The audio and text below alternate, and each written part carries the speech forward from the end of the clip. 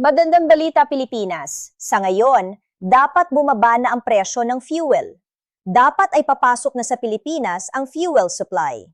Maaaring tumigil ang giyera, pero hindi agad bababa ang presyo ng fuel mo. Sa video na ito, ipapaliwanag natin ang lahat ng malinaw, simple at direkta. Ibubunyag natin kung bakit bumaba ang presyo ng langis, pero nananatiling mataas ang presyo sa pump. Ipapakita natin kung bakit mas naapektuhan ng Pilipinas kaysa sa ibang bansa. Ipapaliwanag natin kung paano kinokontrol ng galaw ng global oil supply ang iyong araw-araw na gastos. Aalamin natin ang mga nakatagong delay sa pagitan ng pagbaba ng oil prices at ng fuel prices. Hihimayin natin kung ano ang nangyayari sa Strait of Hormuz at kung bakit mahalaga ito sa iyo. Ipapakita natin kung gaano katagal bago maramdaman ang ginhawa. Ilang linggo, buwan, o mas matagal pa. Ibibiday namin ang totoong katotohanan. Walang hype, walang ingay ng balita. Panoorin mo ito hanggang dulo dahil apektado nito ang iyong pera, pagkain, at kinabukasan. Bago tayo magsimula, sabihin mo sa amin kung saan ka nanonood. Mag-connect tayo. At huwag kalimutang mag-subscribe sa aming channel. Mag-iwan ka rin ng komento sa ibaba at ipaalam sa amin kung ano ang iyong opinyon tungkol dito. Ang tigil putukan ay parang tagumpay, pero hindi pa ito pagbangon. Sinasabi ng mga balita ang kapayapaan, pero ang merkado ay nagsasabing hindi pa sigurado. Dahil hindi pa ito ang katapusan ng tensyon, isa pa lang itong pansamantalang pahinga. Isang pahinga na may dalang panganib. Isang pahinga na patuloy na naaapektuhan ng supply. Isang pahinga na patuloy na kumukontrol sa presyo. Ang pandaigdigang merkado ng langis ay hindi tumutugon sa kapayapaan. Tumutugon ito sa katatagan. At sa ngayon, wala pang ganap na katatagan. Kahit may usapan at kasunduan sa pagitan ni Donald Trump at ng pamunuan ng Iran, mababa pa rin ang tiwala. At sa geopolitics, kapag mababa ang tiwala, mataas ang presyo. Dahil natatakot ang mga trader sa maaring mangyari. Hindi lang sa kung ano ang nangyayari ngayon. Sa sandaling nagsimula ang sigalot, biglang tumaas ang presyo ng langis. Dahil ang takot sa kakulangan ng supply ay nagdudulot ng panic buying. Nagmadali ang mga bansa na mag-secure ng langis. Ang mga kumpanya ay nag-lock ng kontrata sa mas mataas na presyo. At ang mga kontratang iyon ay aktibo pa rin hanggang ngayon. Ibig sabihin, binabayaran mo pa rin ang takot kahapon, kahit mukhang mas kalmado na ngayon. Mabadal bumawi ang global oil supply chain. Hindi basta-basta nagbabago ng ruta ang mga tanker sa isang gabi. Hindi agad nagre-restart ang mga refinery. At ang nasirang infrastruktura ay hindi agad naaayos. Ito ang dahilan kung bakit kumikilos pa rin ang merkado na parang may digmaan. Dahil sa usaping ekonomiya, parang ganon pa rin ang sitwasyon. Ang Strait of Hormuz ang nananatiling pinakamalaking alalahanin. Ang makitid na daanang ito ay dinaraanan ng halos 1/5 bahagi ng langis ng mundo. Anumang banta rito ay yayanig sa buong global system. Kahit sismis lang, pwedeng magpataas ng presyo. Kahit maliit na insidente, pwedeng magdulot ng panik. At noong kasagsagan ng sigalot, biglang tumaas ang insurance ng mga oil shipment. Nagtaas ng singil ang mga shipping company dahil sa panganib. Nagdagdag ng safety margin ang mga fuel trader. At ang mga dagdag na gastos na iyon ay kasama pa rin sa kasalukuyang presyo. Ibig sabihin, kahit bumaba ang presyo ng langis, nandyan pa rin ang dagdag na gastos. Kaya hindi kasing bilis bumaba ang presyo kumpara sa pagtaas nito. Ito ang masakit na katotohanan. Ang presyo ay tumataas na parang rocket, pero bumababa na parang balahibo. At para sa mga bansang tulad ng Pilipinas, mas ramdam ang delay na ito. Dahil bumibili ang bansa ng langis sa pandaigdigang presyo, hindi sa discounted o kontroladong presyo. Kaya kapag panic ang global market, agad itong nararamdaman ng mga Pilipino. At kapag kumalma ang merkado, mas matagal bago maramdaman ang ginhawa. Dahil ang pagbangon ay nangangailangan ng oras. At kailangang maging stable muna ang supply. Pero narito ang mahalagang punto na kadalasang hindi napapansin. Ang presyo ng langis na yon ay hindi base sa kapayapaan ngayon. Ito ay base sa takot kahapon. At hanggat hindi tuluyang nawawala ang takot na yon, mananatiling mataas ang presyo. Kaya oo, Magandang balita ang tigil putukan. Pero hindi ito sapat para i-reset ang sistema. Hindi ito sapat para agad maibalik ang supply. At lalong hindi ito sapat para pababain ang presyo ng fuel sa isang gabi. Dahil sa merkado ng langis, ang tiwala ang pinakamahalaga. At sa ngayon, marupok pa rin ang tiwala. Ang presyo ng langis ay hindi katulad ng presyo ng fuel. Ito ang unang katotohanan. Ang nakikita mo sa balita ay crude oil, hindi ang inilalagay mo sa sasakyan. Ang crude oil ay hilaw, ang fuel ay naproseso. At sa pagitan ng dalawa, may mahabang proseso. Isang prosesong nangangailangan ng oras. Isang prosesong may dagdag na gastos. Isang prosesong nagpapabagal sa pagbaba ng presyo.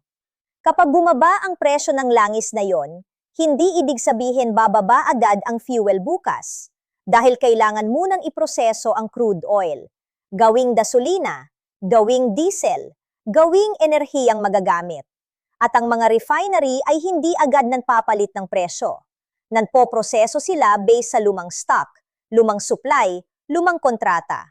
Ibig sabihin, ang fuel na binibenta ngayon ay binili ilang linggo na ang nakaraan, sa mas mataas na presyo.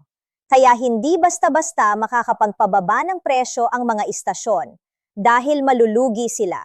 At walang negosyong gustong malugi. Pagkatapos ma-refine, kailangan pang i-transport ang fuel, ipadala sa dagat, idaan sa mga pantalan, itago sa mga terminal, at saka ipamahagi sa mga lokal na istasyon. Bawat hakbang may delay. Bawat hakbang may dagdag na gastos. Bawat hakbang nagpapabagal sa pagbabago ng presyo. Ito ang dahilan kung bakit sinasabi ng mga eksperto na may lag palagi. May pagitan ang global oil price at lokal na presyo sa pump. Minsan 2 linggo, minsan 1 buwan, minsan mas matagal pa. At narito ang isa pang hindi napapansing katotohanan.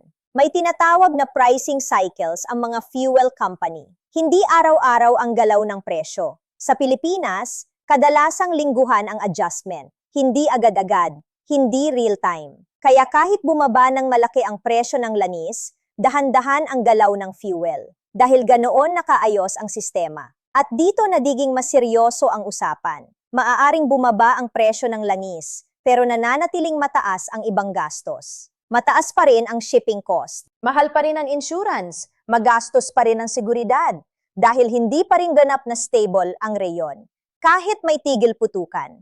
Ibig sabihin, mas malaki pa rin ang ginagastos ng mga kumpanya para ilipat ang langis. At ipinapasa nila ang gastos na yon sa iyo, sa consumer. Kaya hindi lang langis ang binabayaran mo. Binabayaran mo ang panganib, binabayaran mo ang transportasyon, binabayaran mo ang kawalang katiyakan. At yon ang dahilan kung bakit nananatiling mataas ang presyo ng fuel. May isa pang konsepto, tinatawag na price smoothing. Hindi agad-agad nagpapababa ng presyo ang mga kumpanya dahil pwedeng biglang magbago ang merkado. Kapag bumalik ang sigalot, biglang tataas ulit ang presyo. Kaya maingat silang mag-adjust, dahan-dahan, kalkulado, para maiwasan ang biglaang pagkalugi at lalo nitong pinapabagal ang pagbaba ng presyo. Isa pang factor na kadalasang hindi napapansin ay ang currency. Bumibili ang Pilipinas ng langis gamit ang US dollars. Kapag humina ang piso, mas mahal ang babayaran, kahit bumaba pa ang global oil prices. Kaya kung mahina ang piso, mananatiling mahal ang fuel. Dahil mas maraming piso ang kailangan para makabili ng parehong langis. Iyan ang dahilan kung bakit hindi sapat ang global news. Mahalaga rin ang lokal na currency. At kapag nagsabay ang dalawang pressure, mas tumatagal ang taas ng presyo. Kaya ito ang realidad. Pwedeng bumaba ang langis na yon, pero hindi agad susunod ang fuel. Dahil ang sistema ay maraming layer, komplikado, may delay, at kontrolado ng iba't ibang salik. Kaya kailangan ng pasensya. Dahil darating ang ginhawa, pero dahan-dahan, hakbang-hakbang, hindi biglaan. Ang Pilipinas ay hindi lang naaapektuhan. Ito ay lubang vulnerable. Dahil hindi kontrolado ng bansa ang sarili nitong supply ng langis. Halos umaasa ito ng buo sa importasyon. Ibig sabihin, bawat global shock ay nagiging lokal na krisis. Bawat pantaas ng presyo sa ibang bansa ay nagiging pabigat sa loob ng bansa. Bumibili ang Pilipinas ng langis sa pandaigdigang merkado.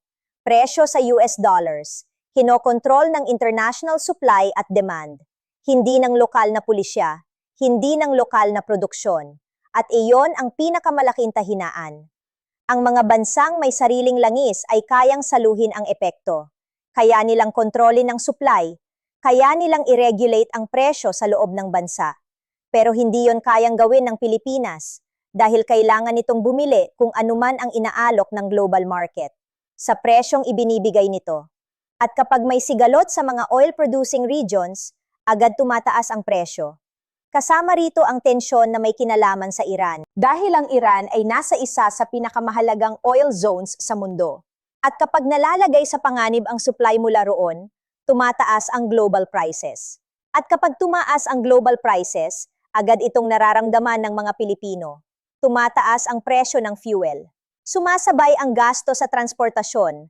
Sumusunod ang pamasahe sa pampublikong sasakyan, jeepney, bus, tricycle, lahat nag-a-adjust ng presyo. At kapag tumaas ang transport, sumusunod ang lahat. Nagiging mas mahal ang pagkain dahil kailangang i-transport ang mga produkto, gulay, bigas, isda, lahat ay umaasa sa fuel para makarating sa merkado. Pati kuryente nagiging mas mahal dahil maraming power plants ang umaasa sa fuel. Kaya hindi lang ito tungkol sa gasolina. Ito ay tungkol sa buong ekonomiya. Ito ay tungkol sa inflation. At ang inflation ang pinakatumatama sa mahihirap. Dahil mas malaking bahagi ng kita nila ang napupunta sa basic goods. At narito pa ang isang mahalagang factor. Limitado ang oil reserves ng Pilipinas. Ibig sabihin, hindi ito makakapanipon ng sapat para saluhin ang pangmatagalang krisis. Kapag humigpit ang global supply, humihigpit din ang lokal na supply. At kapag humigpit ang supply, lalo pang tumataas ang presyo. Maaring makialam ang gobyerno, pero limitado lang. Makakatulong ang subsidies, pero pansamantala lang. Makakatulong ang price controls, pero may hangganan. Dahil nananatili ang ugat ng problema, global dependence. At dito mas nagiging komplikado ang sitwasyon.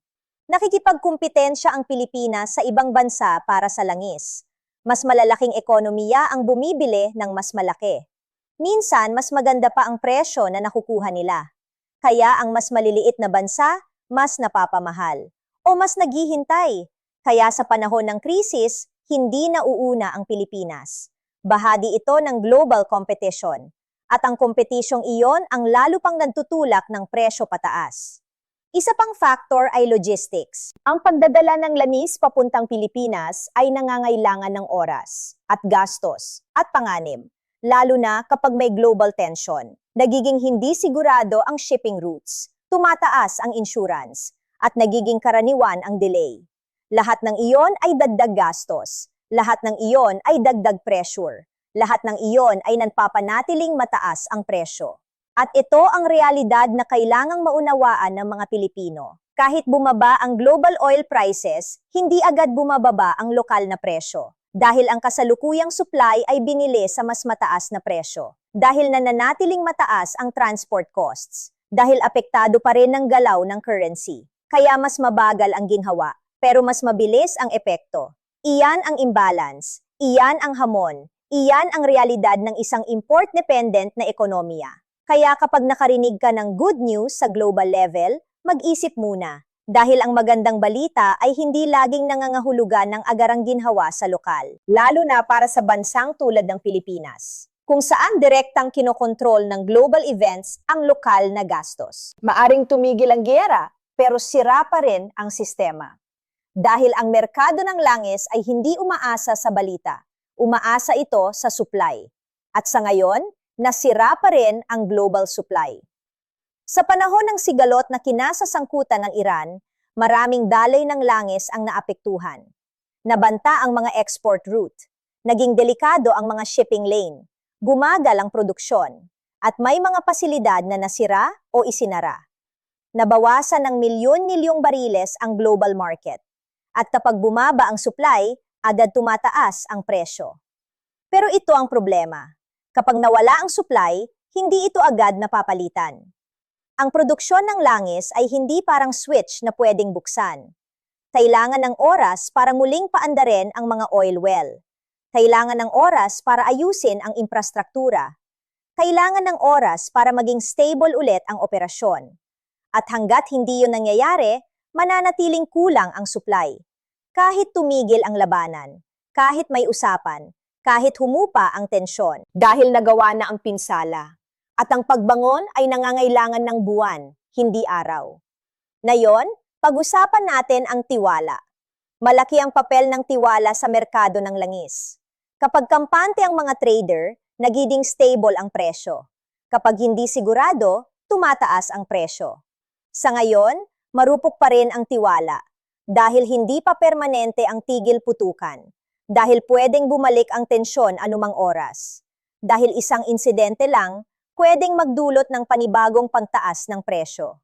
Kaya isinasaalang-alang na yon ng mga trader. Hindi sila naghihintay na bumalik ang sigalot. Pinaghahandaan na nila ito. At ang paghahandang yon ang nagpapanatiling mataas ng presyo. Isa pang mahalagang factor ay ang global demand. Hindi bumababa ang demand sa langis. Kailangan pa rin ito ng mga bansa. Kailangan pa rin ng industriya ang fuel. Kailangan pa rin ng mga eroplano ang jet fuel. Umaasa pa rin ang transport system sa diesel. Kaya nananatiling malakas ang demand. Pero limitado ang supply. At kapag mataas ang demand at kulang ang supply, mataas ang presyo. Iyan ang simpleng ekonomiya.